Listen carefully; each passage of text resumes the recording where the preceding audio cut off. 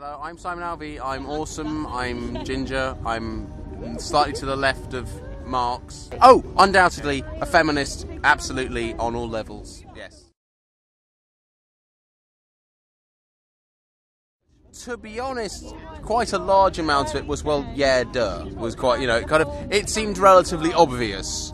Like saying that it's a good idea not to steal things from shops, but more serious because it's rape, not just stealing things from shops.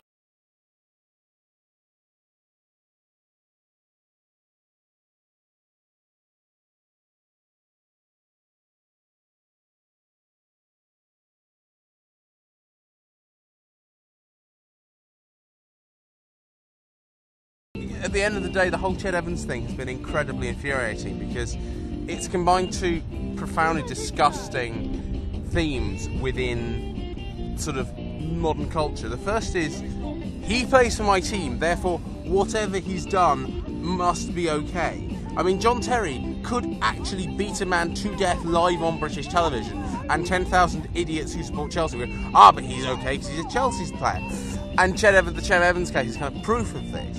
And also just rape apologies, generally, as I kind of referred to before, because there's just this kind of thing that somehow, hey, anything other than woman is assaulted isn't rape, and it's the fault. And it's not just it isn't rape; it's that it's the fault of the women. And Peter Oborne basically said on Question Time, apparently I didn't see it, but this is what I read, that essentially the 12-year-olds in Rochdale, it was their fault because they didn't fully understand the situation, so therefore they clearly deserve to be raped. And rape apologism is just, it infuriates me, and I know I'm not anywhere near as coherent as about 55,000 different people, but yeah, anger.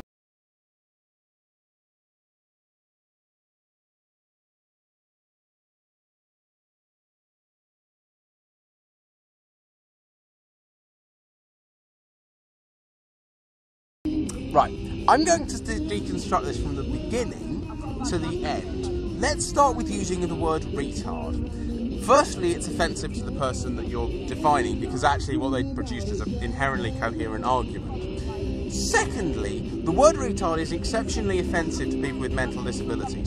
I know that some people, particularly some of the particularly interesting people that clearly comment on this feed, are going to think I'm politically correct.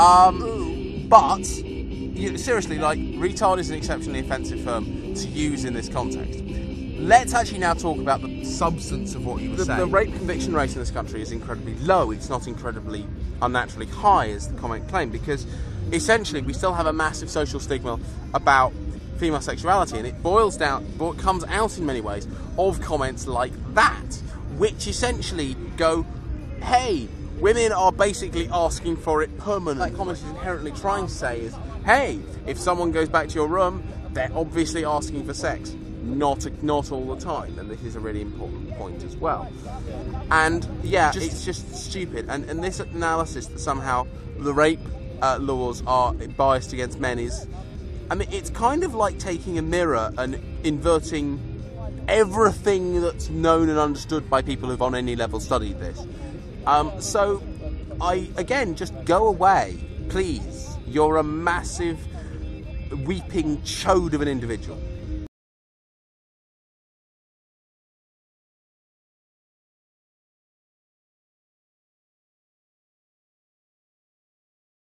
There aren't any structures that are biased against men. We live in a deeply patriarchal society, a society that is still has the inherent biases of a culture which has favoured men over women for hundreds and hundreds of years, and still does in a lot of significant ways, which is why the testimony of rape victims, classically, is so often disavowed within courtroom settings. That is not simply, that isn't just like, hey, this is a random thing that keeps happening. That's partly because of the patriarchal nature of the way our society works, which is reflected in our justice system.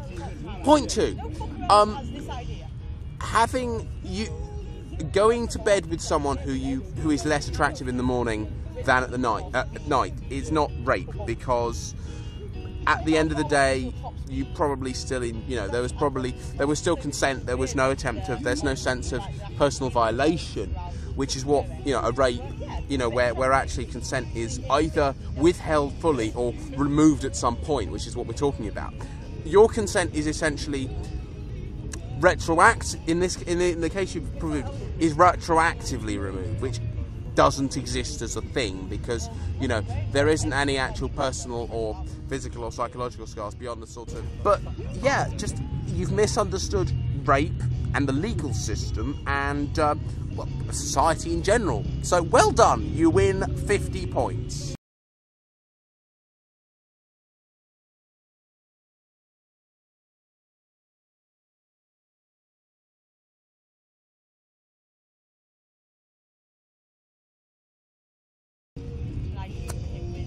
I found a better idea. Go away. Okay, I should probably expand on that slightly, but like, what? No, women have as much. The whole thing. One of the key things, the whole slut walk movement we saw last year, and really, which has really been a theme within feminism for at least the last 20 years, has been, hey, let's not attempt to place women in boxes of these are things you can't do and can do for reasons of public safety.